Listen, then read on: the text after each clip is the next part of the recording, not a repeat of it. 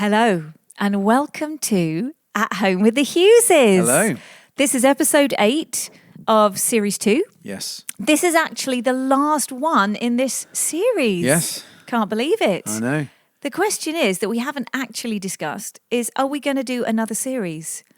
I don't know. What do we think? Well, I hadn't really thought about it, but yeah, I kind of assumed yes. Have we got anything left to say? Well, you've always got lots to say on lots of things. Oh, so do you mean that as an encouragement? It doesn't sound wholly positive. Incredibly encouraging. Oh, Yes, good. I love it when I you. felt the warmth of that encouragement. I love Thank it. you. We have this thing where if Rachel goes away, or you're out for the day, you'll send me Yes. these long to do. Yes, I will. lists and Instructions. notes. But what she doesn't realise, my one little act of defiance at times is to not read them and to do it I've told you this, to do it my own way. She'll give me a list of how to cook the dinner, how to do this and that for the kids. Basically things that I, as a 47-year-old man, actually, shock horror, know how to do. Oh, so you do, I might do it slightly differently, but that doesn't mean I do it completely wrong. Oh, I see. So you do actually know how to do those things. Yes. You just don't do them when I'm around. Yeah, so I remember once you gave this whole list of about packing. We were going away, but you weren't there. I can't remember what. Yeah. But you won't trust it. Actually, still to this day, you won't trust me to pack a suitcase. That is true. It's one of the things that winds me up. Like, I know how to pack a suitcase. I have travelled extensively around the world. I know, and yet you will not let me pack a suitcase. The thing is, I let you pack a suitcase for yourself. No, but you won't let me do it for the kids. No, probably not. No, because it's things like have you packed the cowpole? You know, what if somebody gets ill? Would you have packed the No, you would. Let's be honest. But I'd buy some cowpole at a shop. You know, that particular toy or that book that we Yeah, Really? I pack books. No, can I just say, there was a recent time and you absolutely forgot to pack something really fundamental and it proved my point. To be fair though, Sim. Oh my goodness, what would Freud have to say about that? Tim, Oh, can I just say, you don't let me carry my own passport and boarding card in the airport. absolutely not. You've never trusted me to do that. No, and I did once because you were throwing About 19 a right years little ago. hissy fit, and so I said, okay, then here's your passport, here's your boarding pass.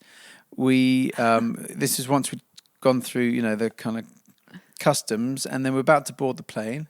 You couldn't find your boarding pass anywhere, could you? That is true, actually. And we had to run back, have a new boarding pass reprinted, and we very, very nearly missed the plane. Yeah, so there you now go. I'm definitely not allowed. Yeah, So you absolutely. can't say I don't allow you to pack when you do have your own controlling tendencies, just to be fair, within our marriage. Fine. Well, we won't go into who's the more controlling of the two. Anyway, I feel like people have sort of stumbled into a bit of marriage therapy, getting things off our chest. But so this is the final episode where we've asked people to send in a whole bunch of questions that we're going to try and look at. Some great questions, a lot around parenting, a whole bunch around ministry and church, a whole bunch of things. So we're going to sort of jump into these questions. First one is this, and I really love this question. Where does Tim get his clothes from? My 13-year-old daughter told me I need to dress like Tim. Now, this is actually from Michael Miller, who's the pastor of Upper Room, Dallas, Texas. And Michael and Larissa and the family came and spent a weekend here in Birmingham. We absolutely loved having them here. And his 13-year-old daughter obviously was impressed with my dress sense, which has given me huge amounts of pleasure and joy and satisfaction, because I don't think anyone has ever complimented me. I think you're a snappy dresser. I would never consider myself a snappy dresser. Well, I think you have snappy moments. How about that? Well, yeah, I actually find it. We did this thing at the start of the year where we weren't buying clothes. I don't think I've bought any clothes for myself this whole year. For a while, yeah. I have bought you a few things. Have you? Yeah, little, love gifts. What did you buy me? I did. I definitely bought you like a shirt or a T-shirt. Oh, you bought me or something. that grey flannel shirt. Yeah, yes. you did, yeah. And that the was black nice. one. The black bumpy one. Oh, no, is that the one you're talking about? Sorry, this is far too much information. But anyway, I find it almost, I don't know what to buy. Yeah. Yeah. Other than a black T-shirt. Well, it is your birthday coming up. I feel a bit overwhelmed by that. Anyway. And in answer to the question, Vinted. We do both love Vinted. I don't buy Vinted for myself. I'm telling you now that your birthday has been sponsored by Vinted. Great. From some other man's sweat. No, because you can buy new with tags or new without tags. That is an option. There we go. Just, propping up the second-hand market. I get overwhelmed now. You've got all the careful of fast fashion. Yeah, absolutely. I'm 47. I don't want to dress like I feel like I want to dress like a 20-year-old, but I'm dressed not. as lamb and all so that. So I'm looking at my sons and think, I'll dress like that, but probably that ship has sailed. Mm-hmm. I don't want to dress like my dad. You try and dress me, I think, like your dad. What? Anyway, it's a hard one, isn't it, as you get older, how to dress. So anyway, but to Michael's question, I like P&O. I get a lot of my trousers from P&O, but then tops, I don't know. Well, you wait Black for your T-shirts. birthday, darling. There we go. Let's see how that goes. Anyway, thank you. Next question. I'm going to ask you this, Rachel. How do you parent from a Christian perspective in today's world, navigating certain worldly issues of today? And that's from someone called Nath. I'm going to link that to another question someone called Hannah's asked, and it just says teenagers surviving at high school ? And Hannah, we know exactly what you're getting at. So maybe as kids get older, the reality of world, girls, boys, drink, parties, social media, smoking, vaping, drugs. Have I said sex? I mean, like all of that. Yeah. How on earth do you parent? I think the first thing to say is that it is really complicated. And I think with parenting, probably like lots of things, there's this pendulum swing, isn't there? And I think there are moments as a parent that we can think we are doing everything right. We're like nailing it. I don't think I've ever had that. I've definitely had moments like that. I've maybe had like a fleeting minute. And then there are moments where I just think I have totally failed.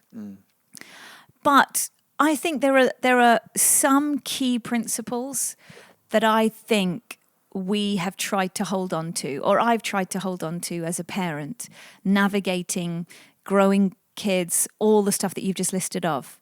For me, I think one of the sort of frameworks, I don't know whether you shared this in a previous podcast, we might have done, is this the balance between connection and correction. And for me, it's like an ongoing narrative in my head. How much connection am I having with the children relative to how much correction I am trying to sort of bring into their lives? And of course, you have to have both. If there's no correction, then they're not. There's no boundaries. There's no sort of reference to right and wrong. But equally, if it's all correction and no connection, which I think it's so easy to fall into, particularly when life is busy, particularly when our kids' behavior makes us feel out of control. I think that's another massive thing, is sometimes our kids' choices can be so triggering for us. And the reaction is often to grab onto control, to sort of bring control. And the hardest thing I think sometimes as a parent is to create these boundaries, create connection, but then just allow kids to journey through these tumultuous years without creating, being overly controlling. And I think connection is absolutely key, because you can, often a child receives correction much, much more readily out of connection. And so connection is taking those moments where you're not giving them an instruction, you're not asking them to do something.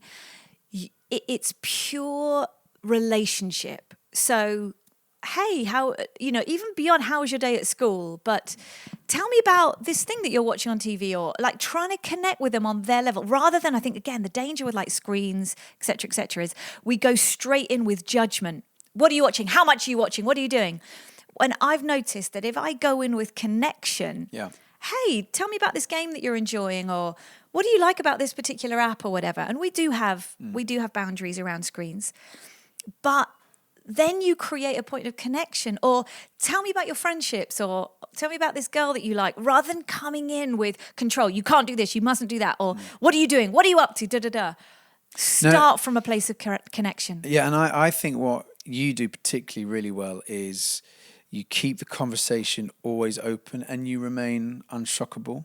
Yeah. And so, I think of particularly older guys, a lot of their friends are starting to be sexually active. I mean, the reality is those later teenage years, drink, sex, all of that stuff, parties going out. is going on.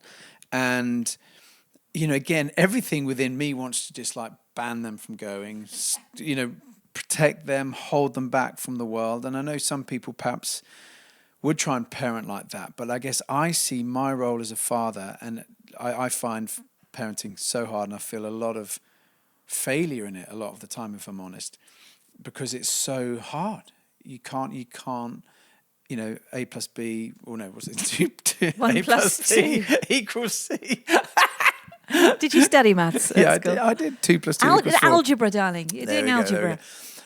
It's not straightforward, It's neat, not tidy. formula. Yeah.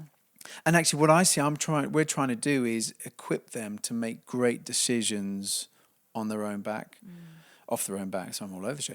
And I saw so many friends growing up who were kind of really controlled, and it's very strict as kids. As soon as they went to uni, they went wild because suddenly parents weren't there. Yeah. They could, or you, and I've seen this as well, where strict parents and the kids actually lead very duplicitous, and they get very clever at hiding and shielding from the parents what they're actually up to.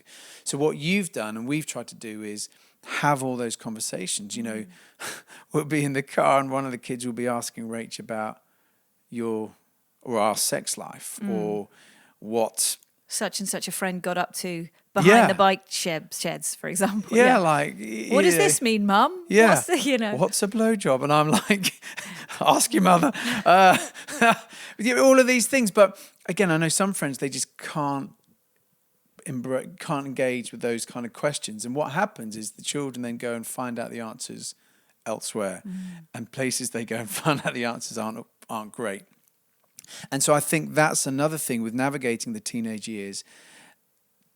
Allow every question to be expressed. Yeah, and engaged with in a mature, kind, loving, sensitive way. And we will, I think you've been really clear. We've both been really clear about what our vision for what sex our values is, are. We talk a lot about values. And marriage, and why we think it's worth waiting. And how we have tried to do that. All of these things, again, with drink, how do you drink responsibly? How do you understand your limits? All of these things, I think you've kept the conversation going, which I find that quite scary at times when you're suddenly hearing what they're engaging with or what's going on around them. Yeah. And it's like, I can panic.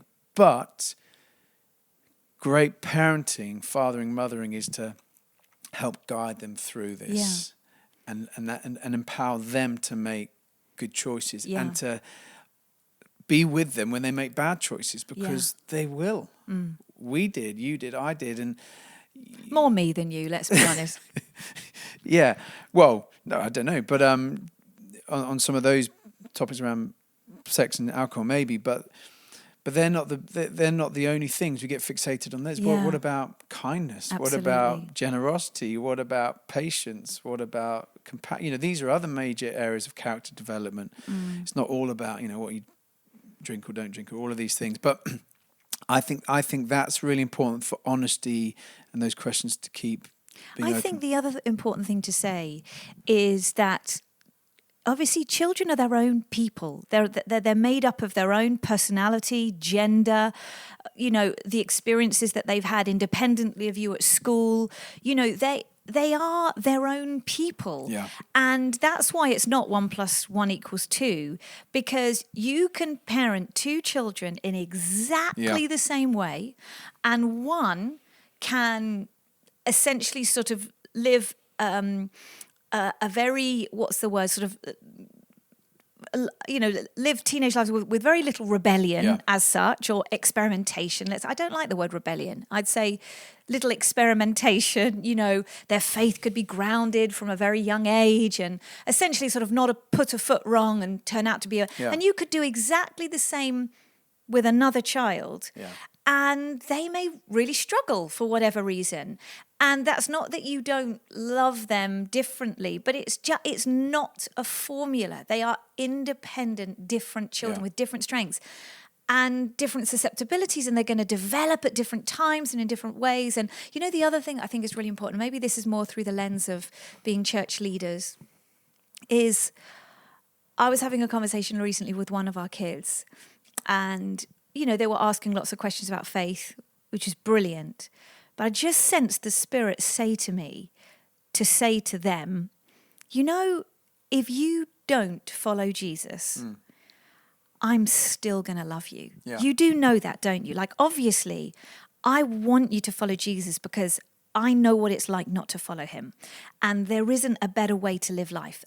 That's my own discovery. That's the reason I want you to follow Jesus. Not because it makes me look good, not because it helps me feel a sense of control, but because I know it is the best way to live your life. But let me tell you, if you explore this and you don't want to follow Jesus, it is not going to change how I feel about you. Yeah. It is not going to change my love for you. It's not going to change my level of pride in who you are. You just need to know that.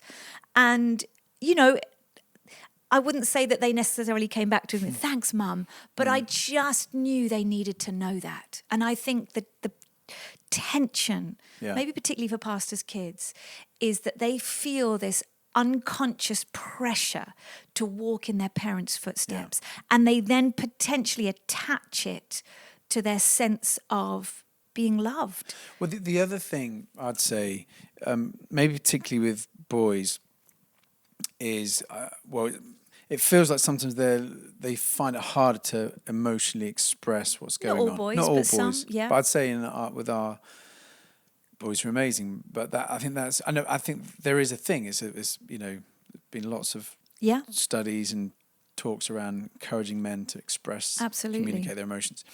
But I think sometimes as a parent, what you see is like a wall. They're not what you're saying something. They're not listening. They're not engaging. So you kind of you back off. You don't say things. And I remember a couple of times with our guys. I remember once one of them was quite upset, but wasn't really articulating what was going on. Was kind of saying, "Look, go away, I don't want you."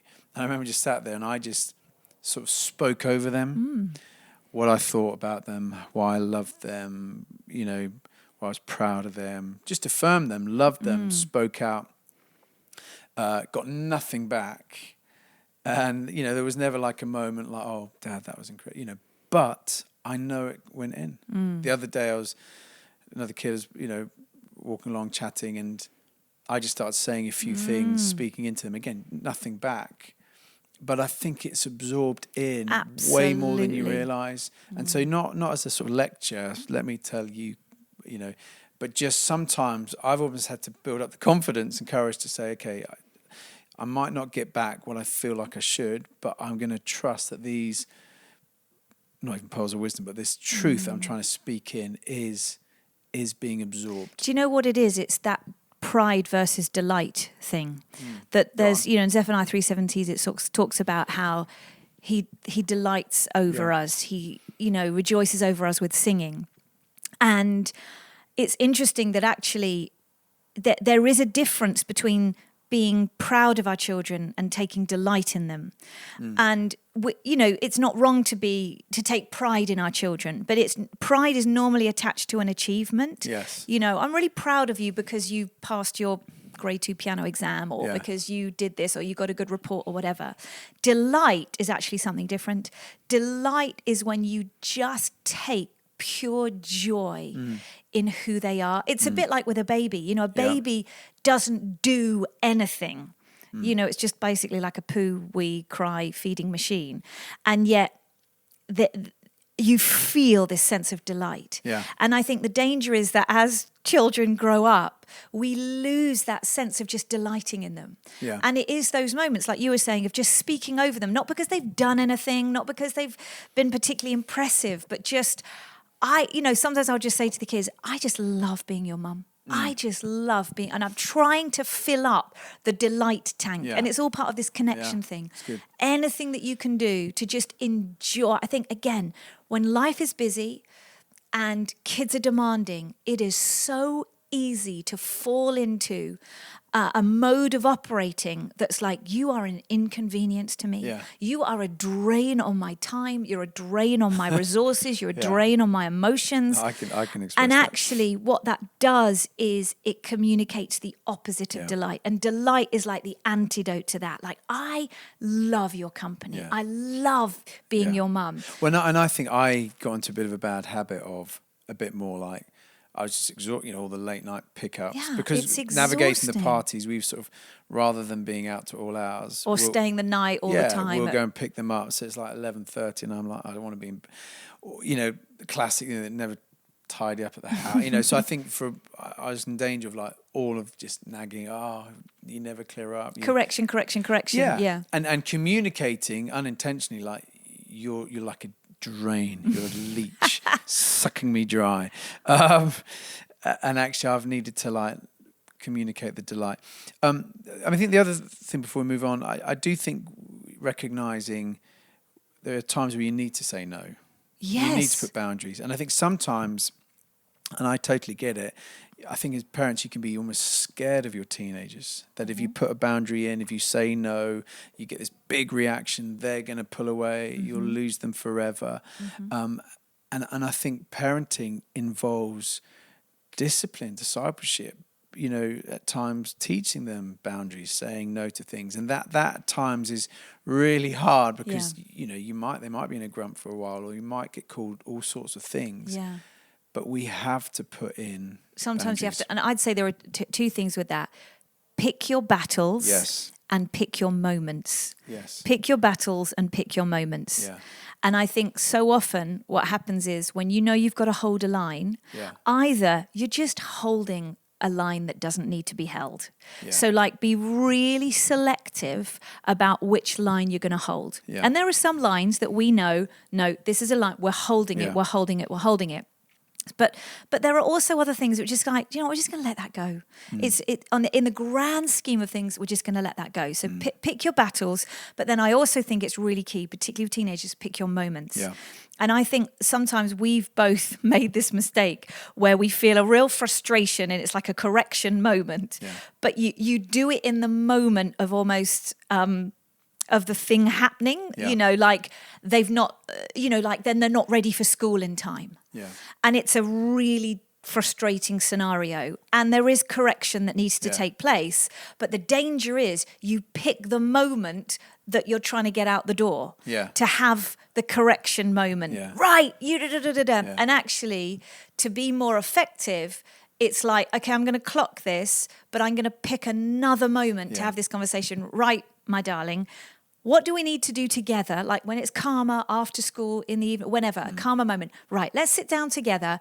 How are we going to how can we work together to ensure that you're going to be on time to leave for school in the mornings? Yeah. And then it's way more constructive. Or another, one child who can explode with anger and call you all sorts of, horrendous things. Again, I sometimes can react, and in that moment, 10-year screen ban, Christmas is cancelled. Yeah, like I parent, I go way over the top.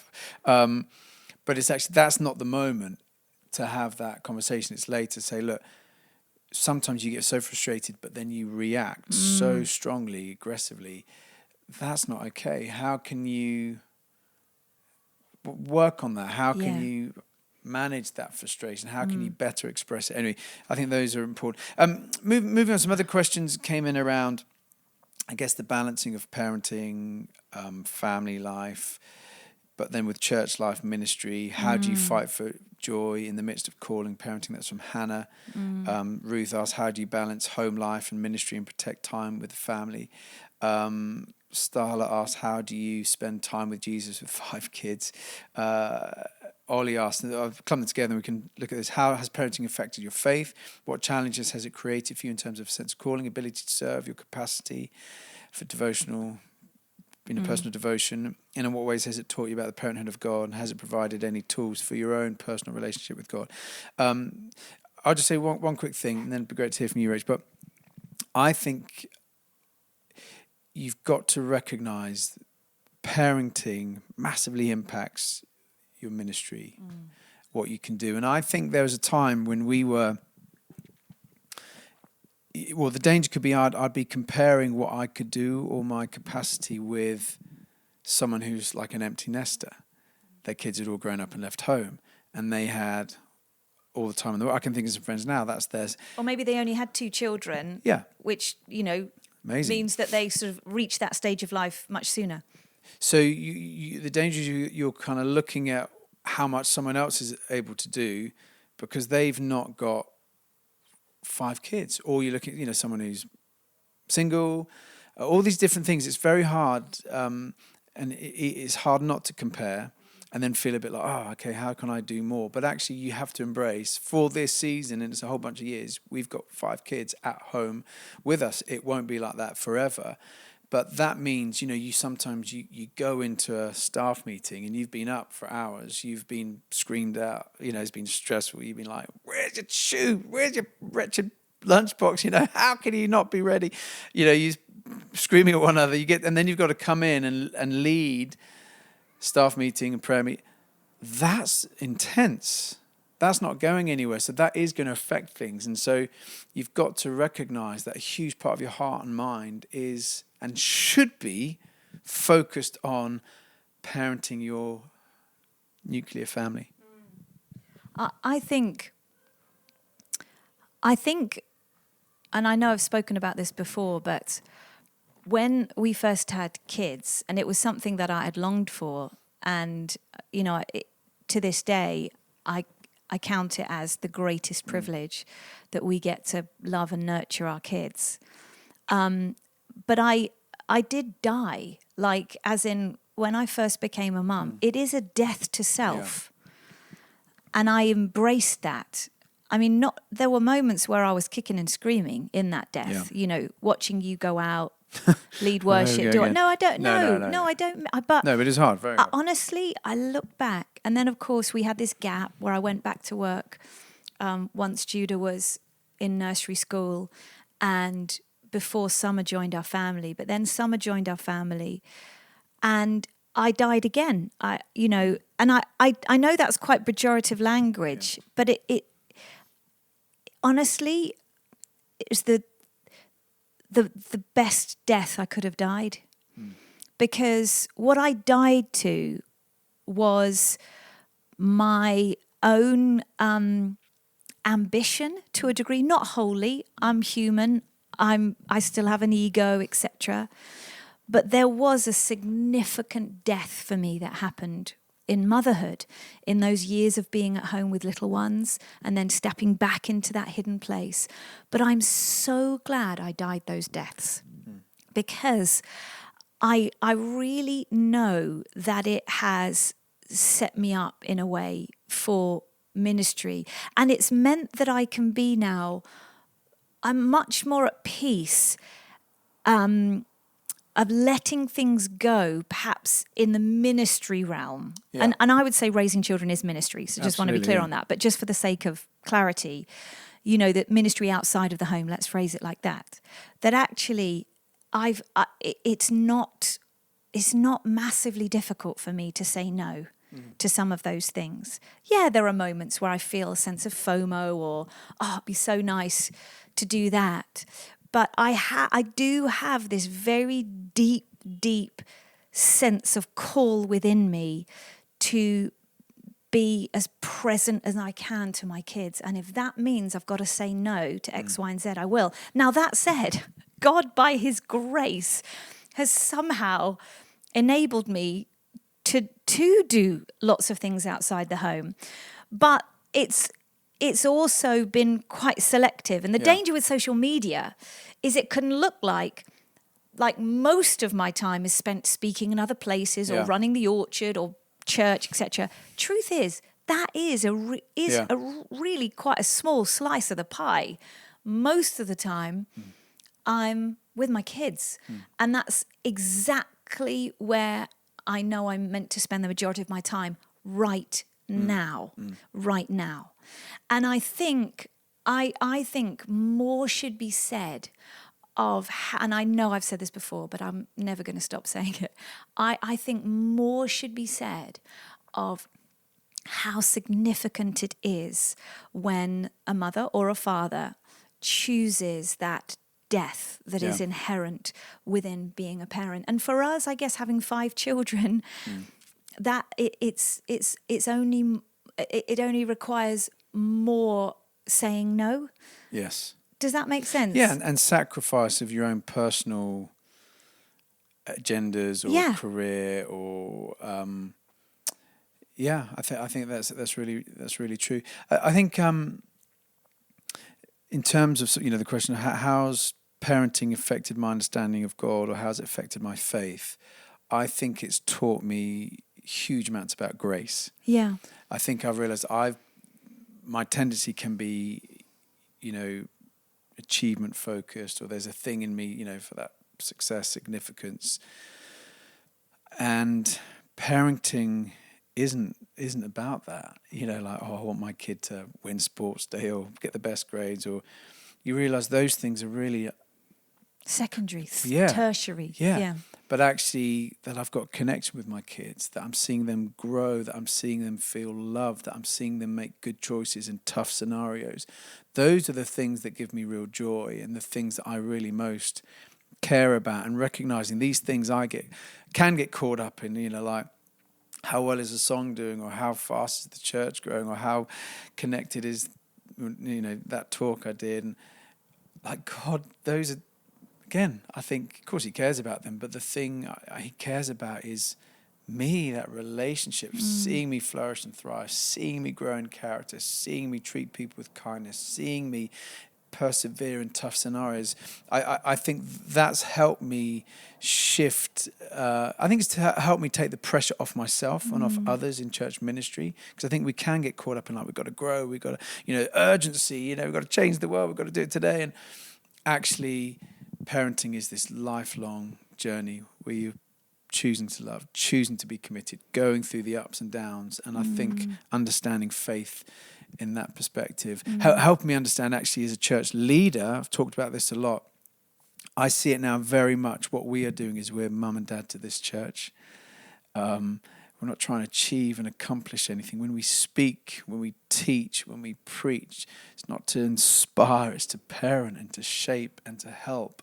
And that needs proximity. It takes time, but over years can produce beautiful things. And I guess, on a practical note, one of the questions around sort of spending time with God against the backdrop of lots of kids, commitments, responsibility, I think it's basically it has to be fought for. Yeah. And it has to be adaptable. That's probably the 2 things that I would say. I think you're really good at this, at sort of prioritizing your time with the Lord. No, you are. Sometimes it really annoys me because I'm like, there's laundry to be done, there's dishwashers to load. What you said to me the other day? Dolly. Do you mean within the privacy of our own home? Yeah. No, and actually sometimes God's really challenged me on that. It's quite confronting, actually, that you... Well, for me, it's a bit like the in the airplane, they tell you, you're going to crash. Put your mask on first. And I know for me, if I don't have that time, then I'm going to be a shocking parent, shocking husband, and I'm probably not the greatest at either of those things anyway. Wonderful. But to me, it's like, but I know. Also, we're wired different. I mean, I think, what does it even mean, spend time with Jesus? Because I know, in my head, I've always thought that, well, that's your half-hour quiet time, Bible, prayer. But actually, you spend time with Jesus all throughout the day. Yeah. And I think sometimes we can, there is a beautiful verse that actually Bishop Jill Duff shared with me a little while ago in Isaiah. I think it's 48, 43. Can't remember. Anyway, but it talks about how God essentially goes easy on those who are caring for young. Oh, I wish I could remember the verse. But I'd never read that before. I'd never seen that before, not seen it in that context. Yeah. I think there is something, God is so gracious Yeah. for those who are caring for little ones. I think there is a special grace. There is a special grace. That said, I know for me, perhaps one of the sort of the overarching journey that I've been on, at times I've been super disciplined and, set my alarm for sort of 5 a.m. every morning to ensure that I have a good amount of time to spend time in God's presence, to spend time in the Word before the kids are up. And I know I'm the better for it. And then something happens, a child gets ill or there's stuff, life just gets nuts and you fall out of the rhythm. And why are you laughing? This felt so satisfying to hear. Life feels nuts. Nuts. Oh, there you go. Yeah. Giving your age away. I know, true. And then it's like, right, no, I need to fight for the rhythm again. I need to get, because I know, like you said, it's the oxygen mask. It's not like, I need to tick this little box. It's like, I cannot sustain. Do you know, I was thinking the other day, because I was watering our garden. And because we've had this turf laid down, and gosh, it's like a full-time job trying to water this new turf. I've never seen you more excited about rain yesterday. You usually hate rain. Anyway, and it occurred to me that, the root system of a tree or a root system of a plant, a shrub, is as wide, if not wider, than what you see, the span of the tree or the span of the shrub above the surface. And I mean, this has probably been noted before, but I really felt the Lord speak to me as I was watering the garden, saying, Rach, I've actually called you to quite a wide span in terms of life. Juggling lots of things. Yeah.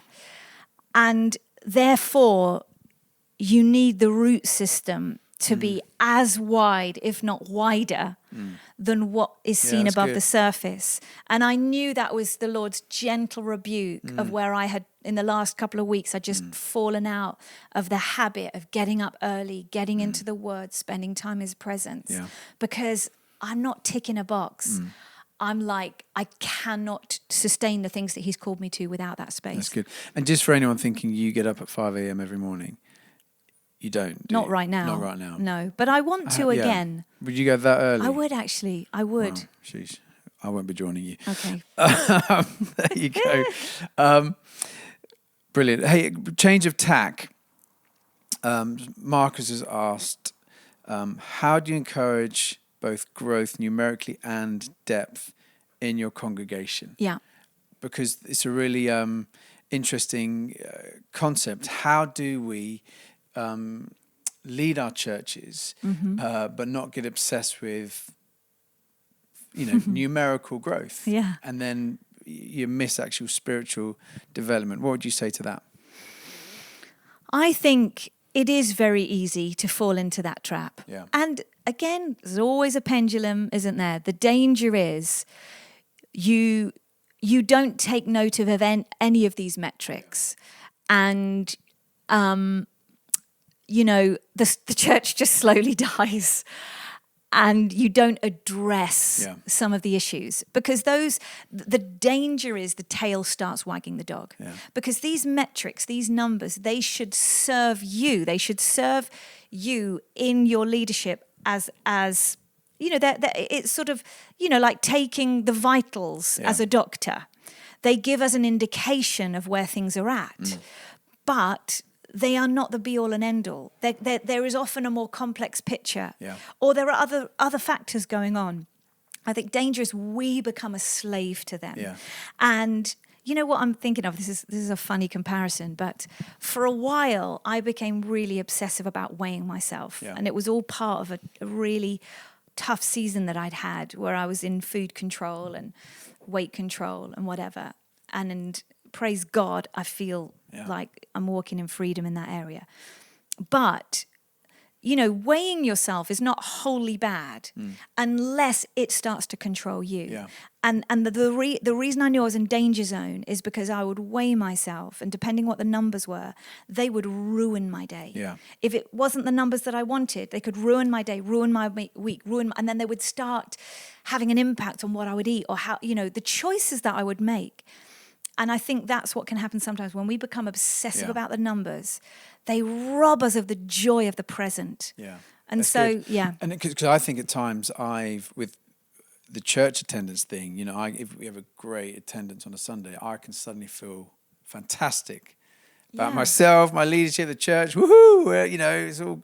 And then you have, like, just recently on Sunday, I'm like, where is everyone? What?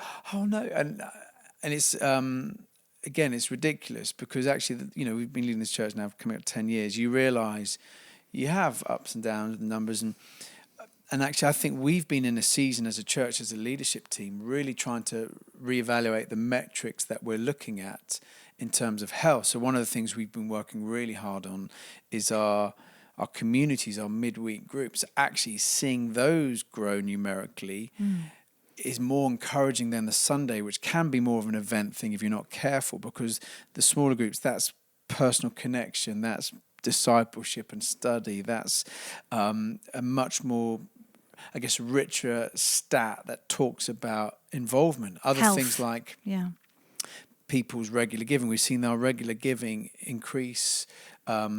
Yes, in terms of overall amounts of money, but much more encouraging, the numbers of people who are now regularly giving. These metrics are, okay, people are in. They're being discipled. Ownership, yes, exactly. So I think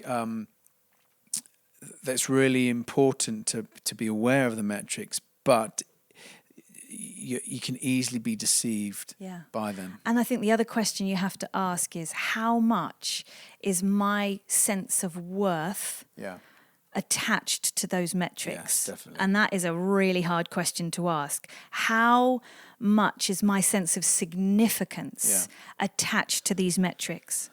Because we live in a social media world where everybody has a window in to our churches, should we so choose it. And social media has many positives. That window in is actually brilliant in terms of evangelism, mission, encouragement, etc.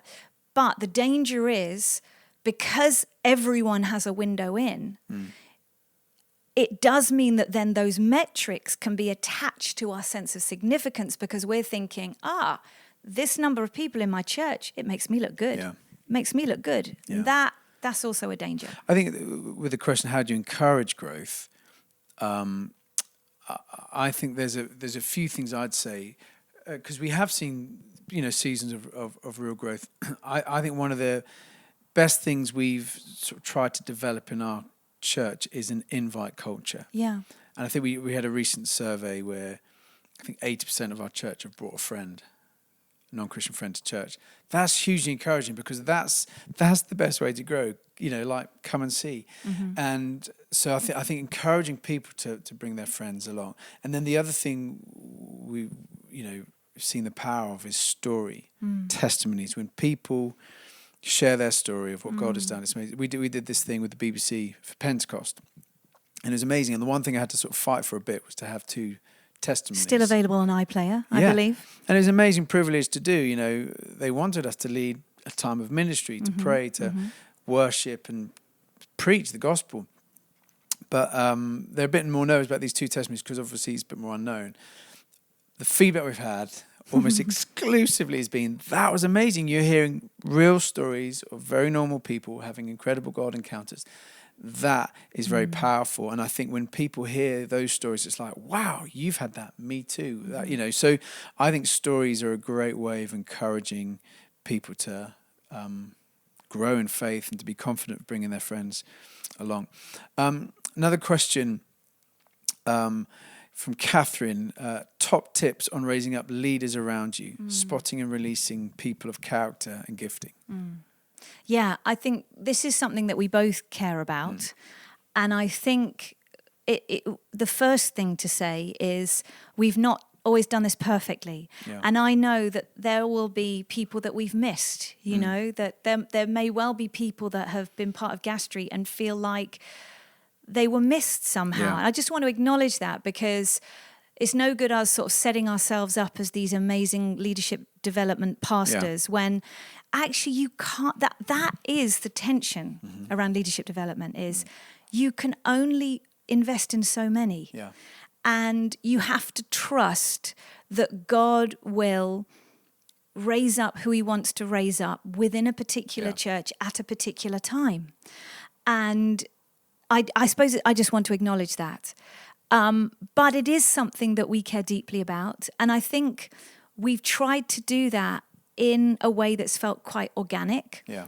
If anything, actually, I think we're at a point, perhaps in the life of our church or in our leadership, where we might actually need to be a little bit more intentional and not lean too much into the organic. But that's, But I think so. One of the things we recognize as a church, and this is the great thing about staff team, when you empower leaders, actually you can always constantly like addressing and assessing where you're at. So we realize actually our leadership development over the last 18 months has been a bit on the back burner. I feel like we're feeling that now. Yeah. Leaders coming through. Yeah. We need more, and we need them to be trained and integrated. So we're actually, one of our team has sort of really thought through a whole new way we can do this. So we're going to take 100 plus leaders away in November for a weekend of input and training. And the reason we're going to do a weekend rather than a 6-week training course is because I think the relational aspect is really important. I think to develop great leaders, I think you need two real things. You need proximity. You need to be close to them. You need to be in their lives. You need those coffees, those chats where you can unpack in a bit more leisurely way. How do you do life? How do you navigate decisions? How do you deal with hurt and disappointment? And so I'm being a bit more, even though my schedule is pretty full and max, but I'm trying to create a bit more space. Like there's a guy at church, I may be wrong, but I just see something on him. And so I said, hey, could we go out for a coffee? So we're going to go out for a coffee. We'll see. The other thing I'm trying to do is actually be more intentional about people who look different to me, lead differently from me, from different backgrounds, cultures from me. Because the danger isn't you're drawn to people who look like you, think like you, lead like you. Yeah, which is an interesting one in terms of raising up women. And I think that's been one of the major lids over women in leadership, is that because historically churches have been almost exclusively led by men up until very recently, your tendency is to invest in people that look and sound like you. Yeah. And obviously if you're a man, you're going to lean more into raising up male leaders. And of course there is that tension. We've talked about the Billy Graham rule and, safeguarding yourself against that temptation, all of that.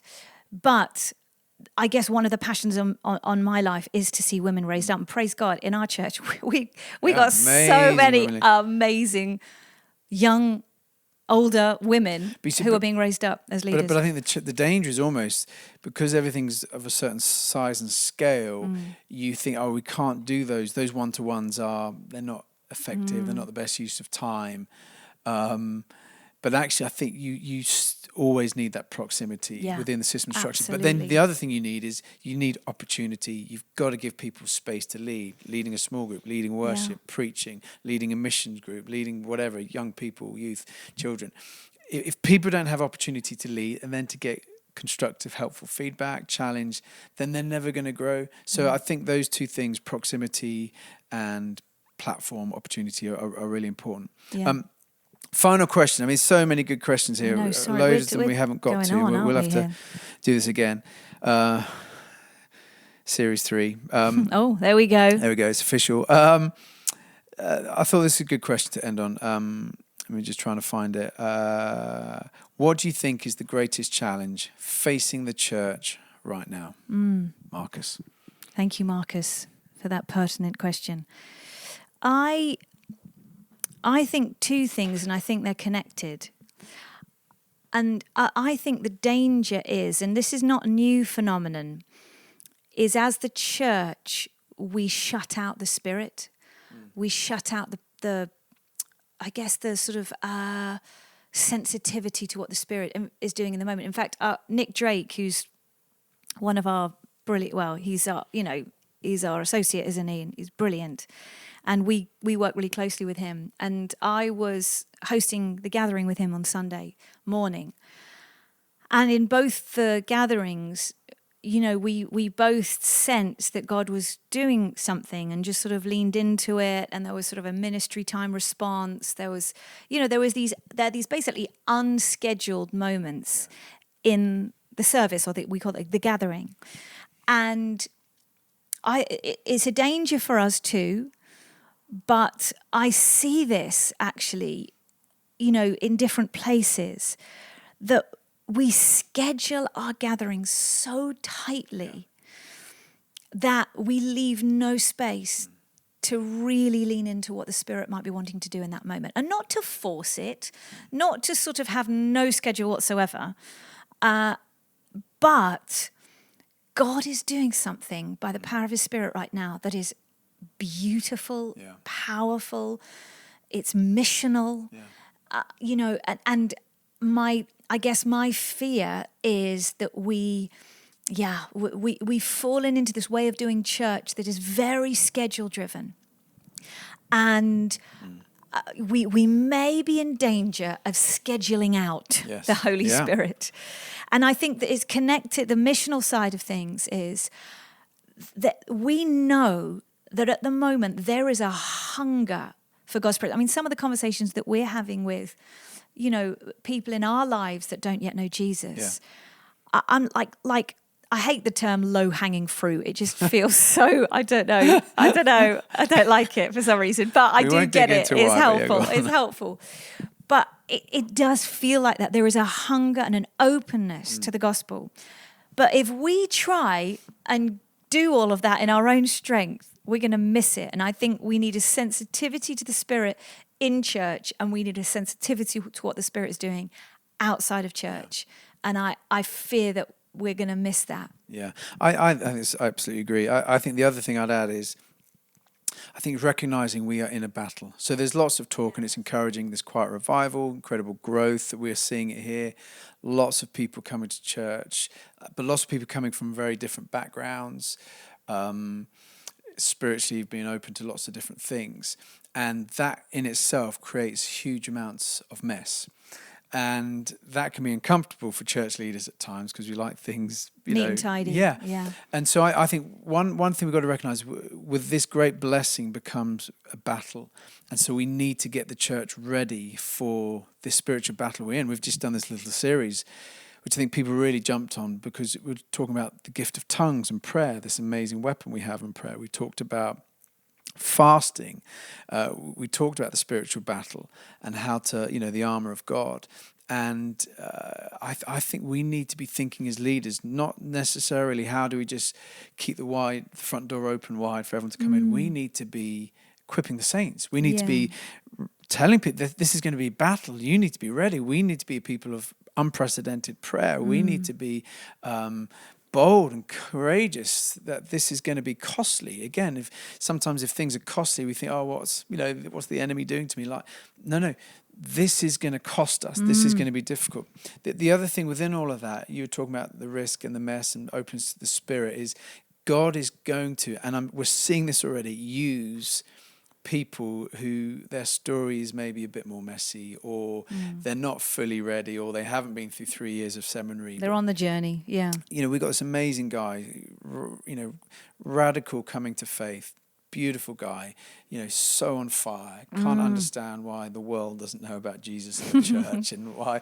But he's suddenly getting all these opportunities to share his faith, particularly in the club scene. And he's on this radio show, and he said this. He said lots of people are getting in touch who are having all these spiritual experiences and are really open to faith, but don't know what to do with it because they're not connected with church. And he's like, this one person, thank you for what you shared on the radio. It's nice to hear you be passionate about something I've always been anxious to explore. I'm not going to bore you with a long message about my own beliefs, but you've made me feel more normal about what I do believe. Thanks, brother. I'm so glad to hear how happy you are as well. Keep smashing it. I thought if I'd gone on that radio show, I wouldn't have connected with any of these people, because I've been a follower of Jesus for so many years. This guy comes on, it's all new, he's talking about, and then people are listening and say, actually, that's resonating with something deep within me, and so encouraging to hear. And so the danger is we don't release these people to lead because we're not quite sure how it all is going to play out. We need to be very close to these people, to love, to disciple, to connect with, to journey, to keep challenging, keep encouraging. But we need to release evangelists and people who are much newer to faith. Good. Very good. Well, there we go. Gosh, this is a longer episode than normal. It was a longer episode. Do you want to wrap it up? A nice little bow at the end? We've loved it, haven't we, again? We've loved it. And thank you again for all the encouragements on social media and messages. It's nice to know that when you do something, it's an encouragement to people. So and honestly, do let us know. We see us. I love it when people come up and share how it's helped or questions or how we could best serve you. And thank you for listening. And see you for series 3.